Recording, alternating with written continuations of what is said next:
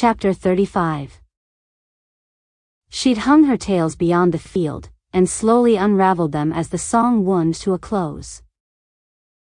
Her friends were right, it wasn't very wide or long, but once she'd gotten herself in the right position, with the curved tip thumping that spot within her, it did the trick nicely.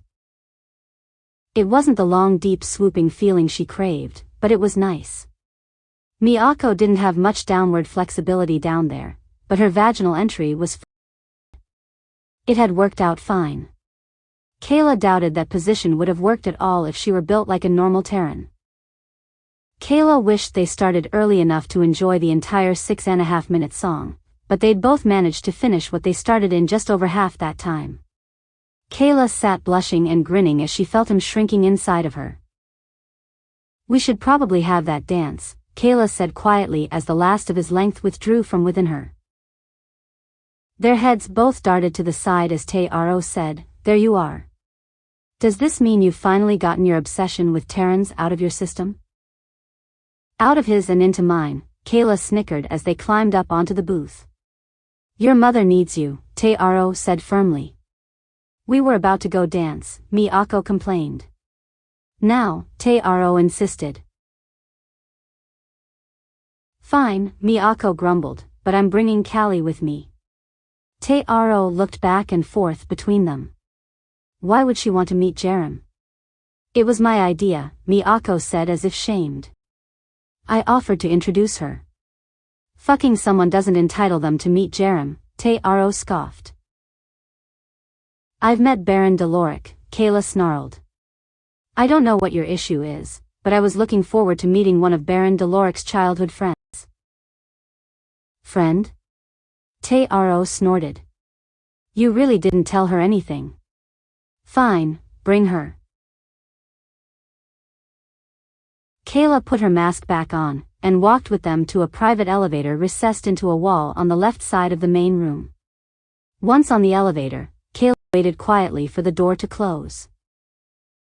"Taro," Kayla asked, "do you have a problem with me individually, or is this just your disposition?" "Kiryu, selection number 3's willing to let you join in." "Maybe later," Kayla transmitted. "I'm busy." "Kiryu, with the cars on?" "He's bringing me up to the watchtower," Kayla transmitted.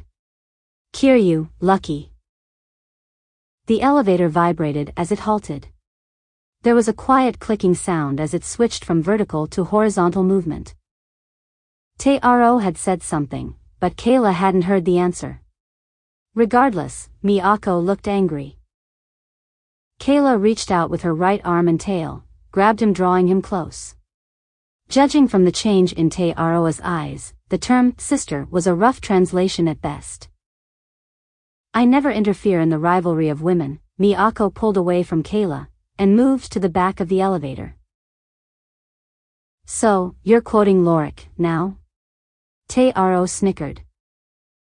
"They may be at the pinnacle of their beauty when they're enraged," Miyako recited, while grinning at Taro. The white pygmy completed the quote along with him, "Only a fool would dare draw that. Rage onto themselves willingly." The two certainly were close. Kayla felt like she'd crossed an invisible line. She didn't feel possessive over Miyako. She didn't really know him any more than she understood the dynamic between the two pygmies. "Don't worry, Taro," Kayla smiled playfully, "I have no intention of taking him away from you, but I may borrow him again sometime." The elevator door opened into a roughly 10-foot hallway, ending with a security door leading into the watchtower. Taro grabbed Kayla's arm, and told Miyako to wait at the end of the hall. "I will not quarrel in the presence of Jerem," Taro said in a hushed tone. "You will hear me now. The Karzan have long considered the ideas of alien cultures to be toxic. Miyako is proof. He's had more exposure than most, due to his role in society. He's been obsessed with Terrans for years. I supported him in his perverse desires, under the belief they would remain forever unfulfilled. I will not permit you to destroy my brother. I will not become like Lorik, roaming the stars for his beloved Faru only to find her in the den of some Terran, who bought her as a slave, to treat her as a pet. Her warrior spirit snuffed out, brainwashed and content living like some Cheshire, seeking nothing but shiny baubles. Kayla ignored the rage in the woman's eyes. I thought it would be interesting to try going interspecies tonight. He was the first stop on my evening of exploration. Once I'm done meeting his mother, and learn more about the Baron and your people, I intend to have that dance I promised him. After which, I intend to seek out someone else to continue my sexual adventure with. I do like Miyako, so I plan to keep in contact. Is that a problem? Taro looked her up and down before releasing her arm. Just out of curiosity, Kayla asked as they started walking down the hallway, I don't suppose you know any female pygmy Karzan with an intact pseudopenis? Why? Taro snarled. A dear friend of mine met one 50 years ago and spoke highly of the experience. I'd be pretty angry if some butcher tried cutting mine off. Kayla's black tail hovered between them and displayed its stinger to emphasize her point. Taro remained silent until they reached the door. Is everything okay? Miyako said with his hand held just out of range of the access scanner. I think so, Kayla said warily as Taro whispered something in his ear. He nodded, then opened the door. A woman on the far side of the room motioned her inside. Kayla could hear them whispering quietly as she strode into the room. There was a large clear aperture, surrounded by a waist-height railing in the center of the room looking down on the dance floor below. There were evenly spaced windows built into the walls looking down over the bar area, with a wooden walkway encompassing the room. From there you could see the VIP rooms at a slightly elevated angle. You really could see almost anywhere in the club from here. Beyond the wooden walkway, there was an assortment of pillows and chairs arranged haphazardly around the room. Kayla estimated the room, in its entirety, had a 50-foot diameter, with the innermost and outermost visible from either the dance floor or VIP rooms. There was a bar area near the wall opposite the door, with a large chair on either side. A full-size Karzan was sitting in each chair watching her silently. The woman that had motioned her inside was a pygmy Karzan who was sitting on top of the bar. There was something odd about her posture, but at this distance, it was difficult to discern. I am Jerem of the Firetail clan, she said in a rich commanding voice that sounded like a growl as well as a purr. Welcome, Lady Callie of Clan Dark Seed. We need to talk, you and I. Kayla was startled as Miyako and Taro closed the door behind her. In response to her apprehension, Kivaza's consciousness smoothly merged with her own. The fur on Jerem's hands and feet was a rich orange-brown, which faded to white on her forearms and legs. Black stripes zigzagged across her arms and legs, but the rest of her fur was a mottled blend of black, white, and brown. The tips of her ears were accented by small tufts of black fur. Her hair looked like it was starting to gray with age, and her tail could not be seen. While seated it was hard to discern what her height would have been if she were standing. She looked slender and frail. That's far enough, Jerem said as Callie walked forward to the railing to look down at the dance floor. The Karzan on either side of her looked ready to spring to the woman's defense at any moment. The male on the left side of the room had stripes, brownish fur, and looked battle-worn. The other had sleek, uniform black fur and looked young and alert. I'm not sure why you think I'm here, Callie said, but I wanted to talk to you about Baron Deloric and learn more about your culture. Yes, Loric. Jerem grinned. Such the charmer. A man with a wit matched only by his desire to be noticed. If he was half as wise and courageous as he'd like the universe to believe, my people wouldn't still be used for target practice while he traipses around the galaxy playing Pirate King. That idiot couldn't even manage to spell his name right when he registered his name change. Next thing you know, he's declaring himself a baron, while turning his back on the Karzan worlds he left behind to be subjugated by DefCorp. So, please, let's talk about Loric. Where is he now? Where did he go after the Battle of T-Tarn, and where the fuck are the ships that he promised us? Callie stood, blinking silently, while her tails swirled around her.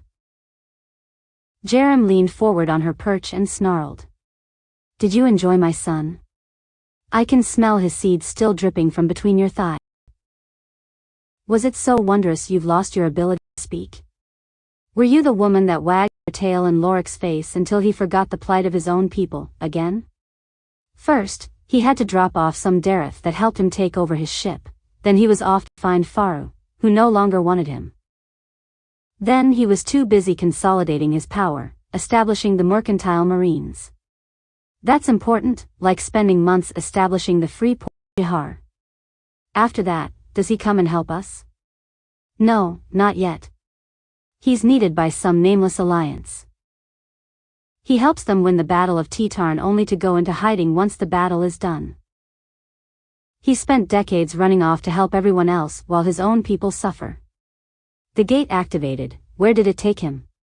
Where is the Baron, and where is the fleet he promised to bring home once that battle was won? I wish I knew, Callie yelled. I don't know what really happened. All I know is that Labarth died, and if he was still alive, I'd kill him myself. I warned him the moment I discovered Gekru planned to betray Deloric. He prevented me from warning the Baron. He insisted the plot would fail, Gekru would be executed, and somehow that would benefit us. I should have warned Deloric, or at least asked Labarth whom he meant when he said, us. All this to supposedly enlist some valuable ally that I've not heard a word about. I'm part Dareth. The Alliance abandoned them as well. The Dareth was abandoned as well, Jerem said in a measured tone. Their nation is on the opposite side of Gorgalian space from our own. I wondered if there's a connection. Kayla sighed. I really wish I knew. There are powerful people out there trying to sculpt the future. Aisha, Raven 1, the old Cletharian queen, Labarth. Well, his echo. Phantom Hound. Wait, Jerem said angrily and looked at her striped companion. Did you say Phantom Hound? I did, Callie answered. I know that name, the striped Karzon rumbled. He sent a fox-faced woman called Nazgali to our birthing. Of all the in our litter, it was only Loric and myself that bore the mark he foretold. Who are you? Callie asked. I am Vakir of the Star Chaser clan, he said as he turned his head to face her. Callie could see a black half-moon-shaped pattern on the right side of his jaw which mirrored one of Baron Deloric's markings. I was the first of our litter. Loric was the last. I was the more competent brother, but destiny chose him if there really is such a thing. I helped my brother devise a strategy to complete a space combat scenario he spent months failing. There is only one way in which my brother was ever able to surpass me. In what way? Callie asked. Oration, Vakir grinned. My brother is a superb liar. Do you have access to a jump-capable ship? Callie asked with a crooked grin. We can get our hands on one, but it's risky, Jerem asked. Why? I took out the crew of an Information Society starship in the Kurvatar region. I left the ship fully intact. It should still be there. I don't know the model or normal crew complement, but I know I killed the entire crew. Callie smiled warmly. I can send you the last known coordinates if you want. Why would you do this? Jerem asked cynically. There's also an abandoned deep space communication tower in the Nairobi system. The Najrock refugee colony was wiped out. I rescued the survivors, and left the tower intact. I'm sending a junker to scan an area not too far from there. I'd rather you take control of it before they strip it for salvage. The one member of their crew that I've met was rude to me. Answer me, Jerem demanded. What do you hope to gain? I don't have large enough pockets to hold either item, Callie snickered. For some reason, Phantom Hound didn't care what happened to your people, and didn't let me warn Baron Deloric. His ability to predict my actions is shot, and I finally have a chance to atone. Is that enough, or should I ask you to make your son available the next time the mood strikes me? Jerem laughed. The Karzon resistance thanks you, Lady Callie of the Dark Seed clan. I hope we can be allies one day, after you have your own empire, Callie grinned. Our own empire. I like the sound of it, Jerem scowled, but I've heard those sweet words before. I have the feeling I'm going to need all the help I can get, Callie grumbled.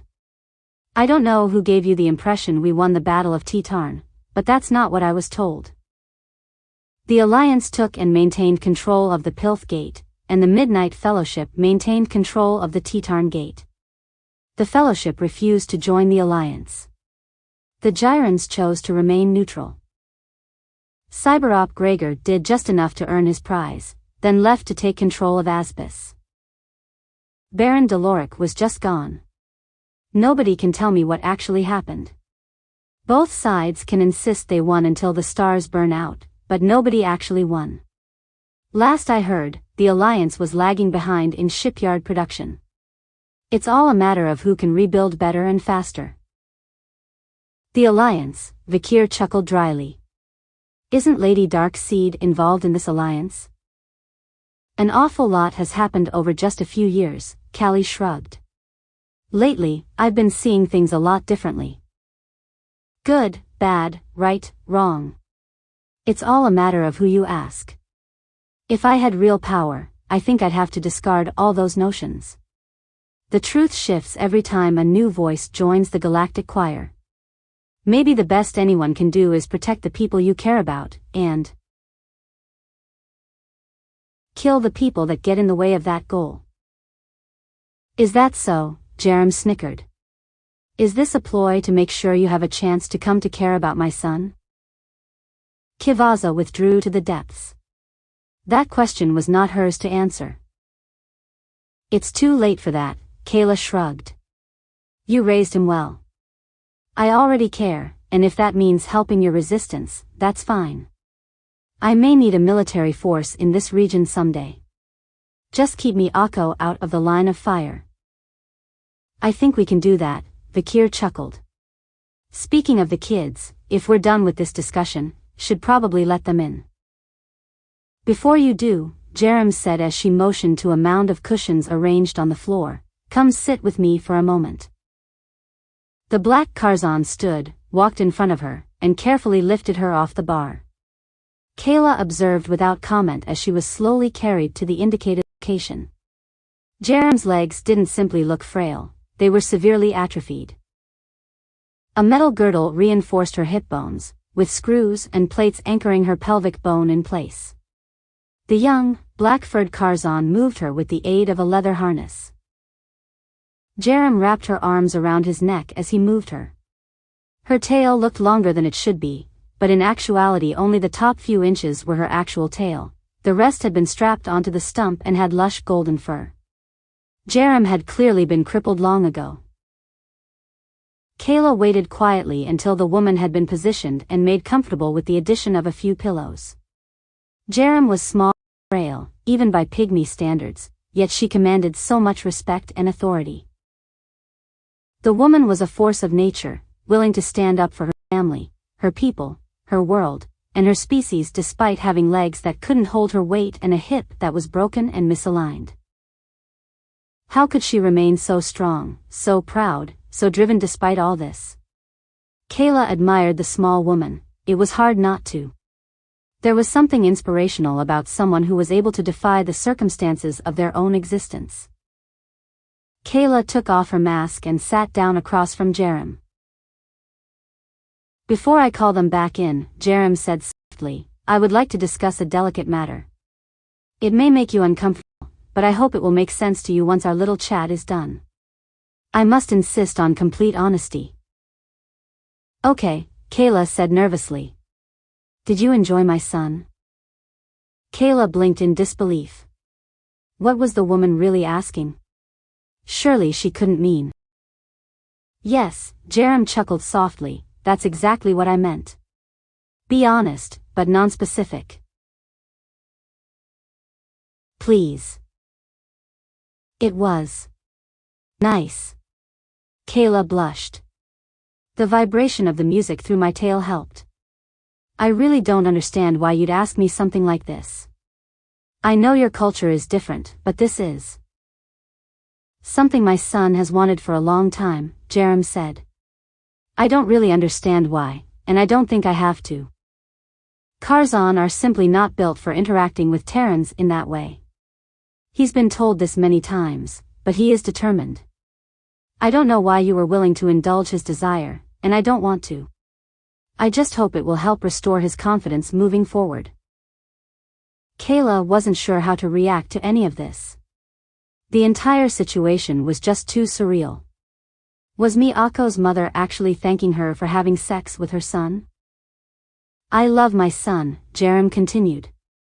For the past few years, when I didn't allow him to come, he'd be crushed by disappointment. When I did bring him, he'd endure such ridicule and leave feeling defeated and unworthy. Today, when that door opened, I saw a fire in his eyes that I've not seen in years. That was your doing. For that, I thank you. Kayla sat, slack-jawed. She felt like she should say something, but what? Your comment about making Miyako available to you someday in the future, Jerem's voice lowered and deepened. Were those just words? Kayla blushed again. My physiology is a little different, and not just because of my tails. It might not have been planet-shattering, but it was enjoyable. Jerem considered for a moment before speaking. If he were with another Terran type, what would your assessment be of his chances of escaping further ridicule and disappointment? I have no idea, Kayla shrugged. There's a spot in there that feels good. Maybe with a willingness to learn and a patient partner. If he could hit that spot reliably. It would have been trickier if I wasn't further forward down there. Jerem sighed. I suppose there's no choice then. We come here roughly once a year. Next year, when the time gets close, I'll ask Miyako to work out the specific day and time with you, if that's acceptable. What happened earlier was nice, Kayla said meekly, but I didn't come here for nice. This is feeling a bit weird. I plan on having a dance with Miyako, then running off to have sex with some other guys. Jerem smiled warmly. You're a busy woman. Maybe next year you'll be able to arrange some more time with him. Have your dance, enjoy the rest of your evening. Don't worry about my son. We are a feline species. We breed seldom, but pair often. You've met Taro. The word translated as sister, Kayla said apprehensively. What does it mean in your language? Thousands of years ago, in the age of the great prides, one male would have many, and when they died their offspring would be slain. This had terrible effects on our population. Jerem chose her words carefully. Communal spires have taken the place of the old prides. Everyone that lives together is family. Anyone who is not a littermate is treated as an equal. The closest translation to our word for this is brother and sister. Do you understand now? I think so, Kayla said. So those two aren't related by blood? To each other, Jerem smiled. No, our lineage is held in our clan name. Miyako is Clan Firetail. Taro is Frosttail Clan. They are a good pair.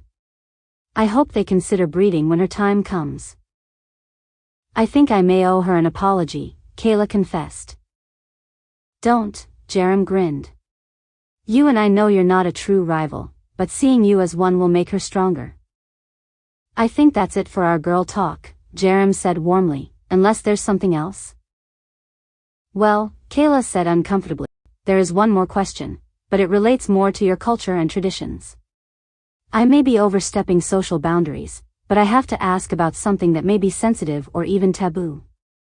Well, I suppose I don't have to, but I'd like to know. Which is? Jerem sounded relaxed, but her expression looked stressed. Kayla grabbed onto her black tail and held the end up between them. This isn't a normal tail, and not just because of the stinger. I know it's not quite the same, but I've been told some pygmy Karzan are born with enlarged clitorises. Mine is in this tail. If I do help you take power, I'd like to add a single condition. Give me your word you'll stop surgically removing that part of little kids' bodies as a normal practice. Let them decide, for themselves, when they're old enough. The warmth in the woman's eyes faded. Jerem watched her with an icy gaze. Our portion of the Karzon population is small, and only the pygmy clans can work the factories, due to size limitations. That genetic defect interferes with reproduction. The issue isn't the size, but that if left unchecked it will continue to grow unless it's cut out at the root. Our people are not long-lived. We reach full maturity after 6 solar years. Removal at that age would be a painful process. Karzon medical science is less advanced than other nations. Later removal can also result in an assortment of mental difficulties. Your request is unrealistic. However, I will agree to discuss it with the current leaders of the Frost and Onyx Tail clans. They're the only 2 known for having that mutation. Kayla glanced toward the door. Isn't Taro a Frost Tail? Jerem nodded. I encourage you not to discuss this with her. Okay, Kayla said, feeling defeated. If that's all that can be done, for now. I don't have to like it, but I have to accept it. I'll drop it until we've found a way to improve your society's healthcare. Is that all? For now, it is, Kayla said as she released her tail. Let them in, Jerem said to the blonde. They rushed in the moment the door was opened, or more accurately, Miyako and Taro were holding hands and he rushed in, dragging her with him. What were you talking about? Miyako asked excitedly. Taro tried to pull her hand free from his grip. You screwed a Terran. Of course, your mother wanted to meet her. You didn't tell me you two are a matched pair. Kayla winked at Jerem surreptitiously.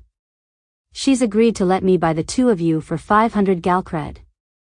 I would have preferred to just buy him, but she assures me you're both worth it. Miyako grinned as Taro objected frantically. Taro, calm down, Miyako scolded. It's an obvious joke. Nobody has that kind of money to just throw around. Jerem chuckled. I'd never sell you. Actually, Kayla blushed, I do have that kind of money too. Sold, Jerem laughed.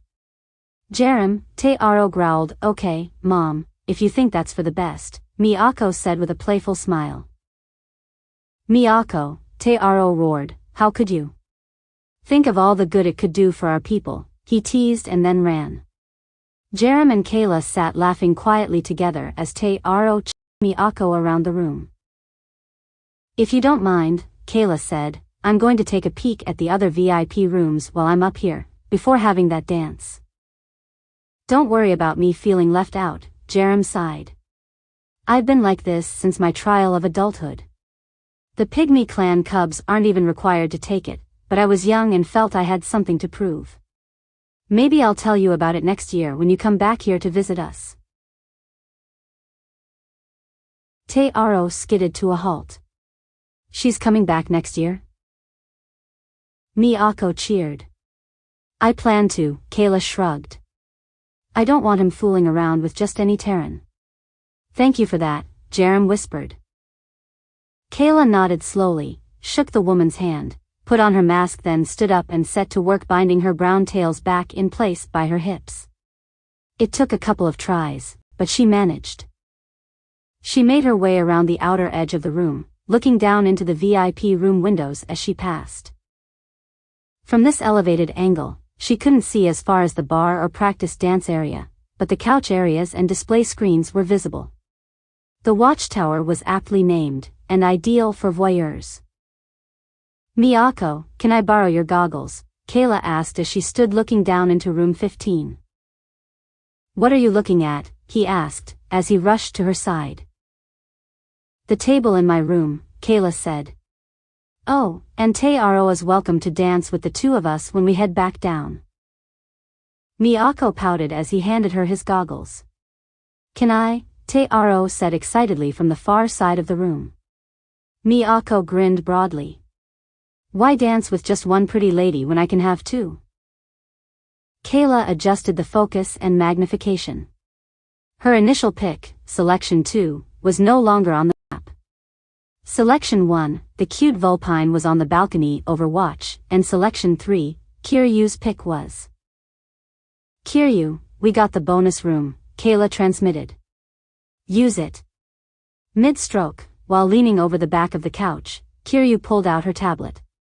Kiryu, what? I offered to let you join us. Kayla continued walking around the edge of the room.